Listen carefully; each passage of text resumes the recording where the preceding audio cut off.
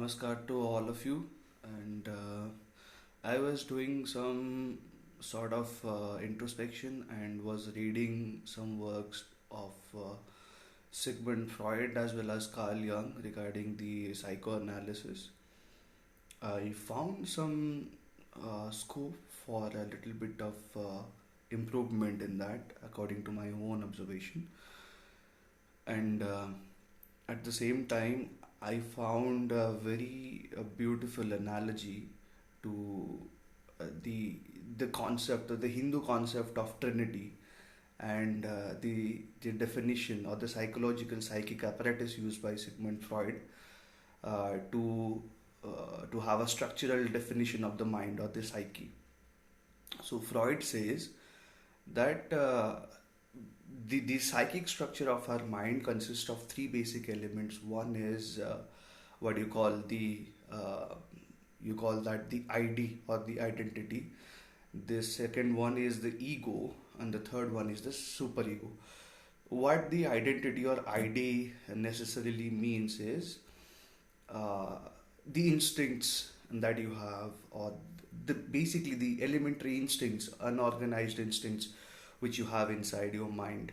The moment when you're born, those instincts are built into it. For example, when an infant is born, it has the basic instinct to uh, you know look for its mother. No one teaches it how to feed on the mother's milk. It instinctively knows about it. When the child grows up, when the infant grows up to become a child, what happens is it somehow knows a little bit of basic movements. Okay, it knows, it has a faint sense of what to do and what not to do, and gradually, with the help of the feedback that it receives from the nature, it gradually organizes its own instincts. Okay, so for example, like hunger, when an infant feels hunger, it cries. Who taught the infant to cry and ask for food? Nobody.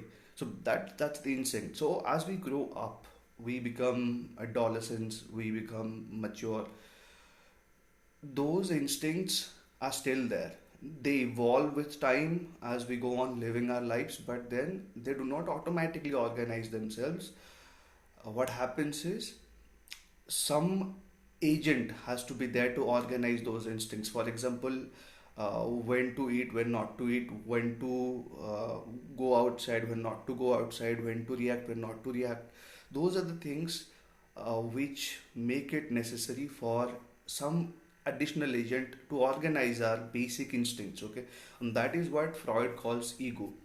And then, as human beings, as a human mind is, it tends towards an ideal. For example, we all want to become someone. Okay, we want to become someone. For example, we want to become someone wants to become a musician, an artist, a scientist, an engineer, or whatever we have in our mind as a as an ambition. Okay, so that to drive us from the basic instincts towards that particular ideal of ours, we need to have another thing defined, which is called the superego. Okay, that's not the same as the alter ego. Alter ego is something very different.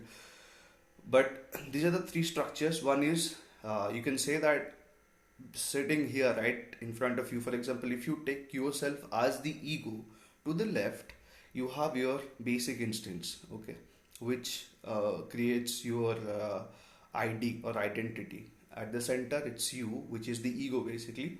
And to the right, as you can say, right means it has to be the right thing. Okay, to do the right thing, uh, you need the superego. So basically, left ego, which is left is identity, and at the center you have your ego, and to the right you have your superego. So these are the three basic elements of the psychic apparatus used by Freud. Now, the analogy that I find here, as per the Hindu trinity, is that Brahma, Vishnu, Maheshwar, or Brahma, Vishnu, Shiv. These are the three, the trinity that we have defined in Hinduism. You can consider your instincts or identity as Brahma, because like that part, the Brahma part is what your basic instincts have been created to be like that. Okay, of course that comes from the evolutionary psychology aspect, but again, You don't have to all the time depend on evolutionary psychology to organize yourself and make yourself a better person. So let us just say that that is when the moment of creation, when you came into this world, the instincts that you had inside you, let us call that Brahma, that the creation part that has been created. Okay, so once you are born, nothing new is gonna come there on its own. So something has to organize and absorb from the outside world, and that is when you need Vishnu that manages your inner instincts or basic instincts and organizes them, receives input, haptic feedback from the outside, organizes uh, your irrational part and tries to make you more and more rational towards what? Towards what goal? Towards what ambition? The goal is towards right, which is where Maheshwara Shiv is. Shiv is supposed to be perfect. Okay, Satyam Shivam Sundaram. That's what we understand about Shiv. So Shiv is basically the perfect being. Okay, the perfect human being, and to drive you from Brahma to Shiv, there is Vishnu or the bridge that actually organizes and makes works on your basic instincts and unorganized part, emotions, feelings, instincts. That's what Vishnu does. Okay, so either you can understand it like that, or you can understand it by the basic psychic apparatus. Like left is your ID, at the middle ego, and to the right there is you call superego. But there is one problem. The problem is most often the ego does the reverse work. For example, when you do something wrong, for example, let's say that you are a lazy person and for which you have paid the price time and again, the natural property or the direction of work of the ego is to organize yourself. I mean, make your laziness less and less prevalent and make you more active. Okay, but then, what your ego does at times, we have seen that, we all have seen that our ego tries to justify the irrationality or the mistakes or the things that are wrong with our basic instincts. Okay, if that is the case, then the ego basically is working in the reverse direction. Instead of taking you towards the right, towards a superego or towards your ambition or goals, it takes you towards the right, and that is what I call as a correction to the Freudian psychic apparatus as a false ego. For example, let us say that you are doing what you are supposed to do, okay, and someone comes and yells at you and tells you, abuses you, uses slangs at you, and tries to demean you. In that case, what your natural instinct is going to be, it's like you are going to be angry, you're going to be hurt, and you probably would start to react or even grow violent towards that person. But then, as long as it's not imminent, you are not in an imminent threat. Okay, so the as long as the other person is only trying to verbally abuse you, the right thing, what it should be like, are you really that person? That person calls you whatever, okay, whatever he accuses you of being, are you really that person? Either yes or no. If you are really that person, then he is telling you the truth. Maybe the way he is telling is not the right manner, but yeah, he is telling you the truth. So what you should do? Should you abuse him back, or should you work on yourself and make yourself a better person? So there is no reason to feel hurt. Okay, okay. Instinctively you might get hurt, but then immediately the ego should take over yourself, and it should work on those things, on that feedback that is voluntarily giving you. You should improve yourself and move towards the right, okay, towards the super ego.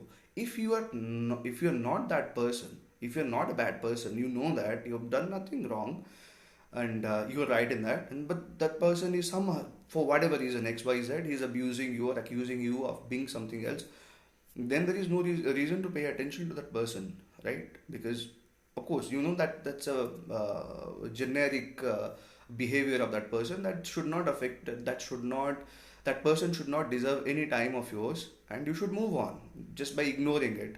Okay, so that is one thing.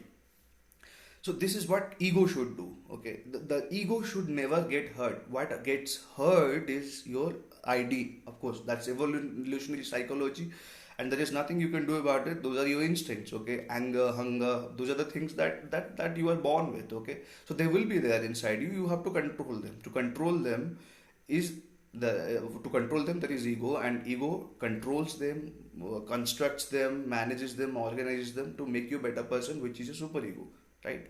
But what happens is when your ego is working in the reverse direction, okay, your ego is trying to justify the randomness of your instincts, the irrationality that evolutionary psychology has given you.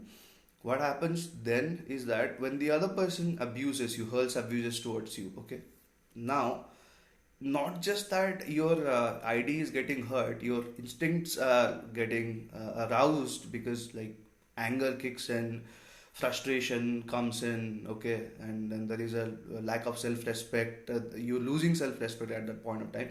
So instead of working in the right direction, your ego also kicks in and supports your what do you call the ID part, and the ego tries to drain you of your energy, resources, and time to basically not only defends your irrationality in case he is telling the truth, he was actually accusing of you of being something which you really are, then your ego supports your irrationality, and then instead of you doing the right thing, you end up working in things, doing things.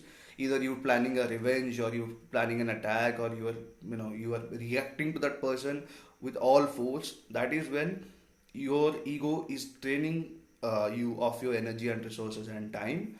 And what is it that you eventually gonna get? You're not going to get to the right, because you're not doing the right thing, you are actually doing the opposite thing.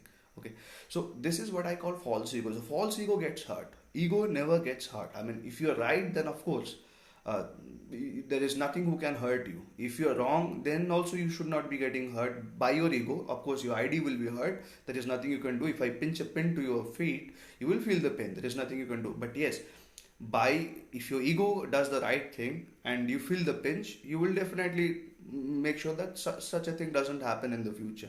Okay, you will take all sorts of precautions and nobody can pinch you. But then this is what happens when your false ego is working instead of your ego. Then the thing is, not only that you will get more and more hurt, some it will be an exponential loss for you.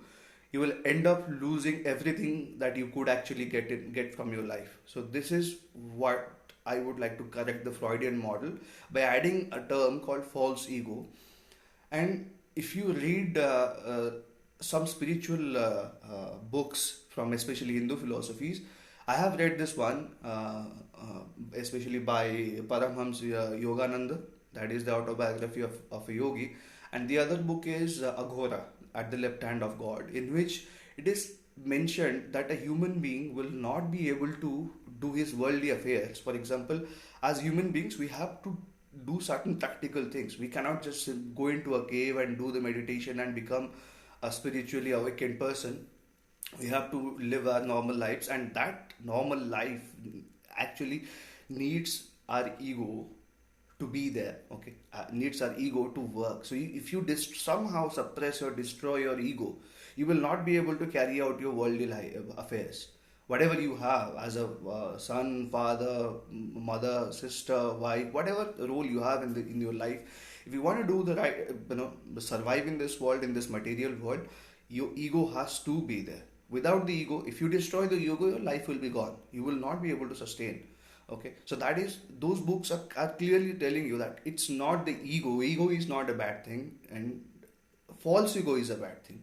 So, for example, as I said, that instead of your ego trying to make you a better person from what you were born as, the false ego justifies the irrational behaviors that you have inside you, and tries to drain you of your energy and resources and time to defend those irrational behaviors. And those irrational behaviors actually grow exponentially, which will have a resultant effect of making you a person exactly opposite to what you once thought you should be. Okay, so this is what I wanted to tell. So it's not the ego that you should be trying to eliminate. You just have to make sure that the ego works from left to right. Okay? The direction of the ego must be from the left to the right, where in the left you have the irrational behaviors, the basic unorganized instincts, and to the right there is super ego. For example, the person that you want to be, okay, a rational person who takes correct decisions, makes less and less mistakes, learns from others' mistakes, and becomes a better person eventually. And it's not that you will end up being absolutely the best person, but yeah, as long as the ego works in from the left to the right, your identity would be working as input, and at the output, there would be a beautiful person out of you. So that is what I wanted to tell you. Thank you very much.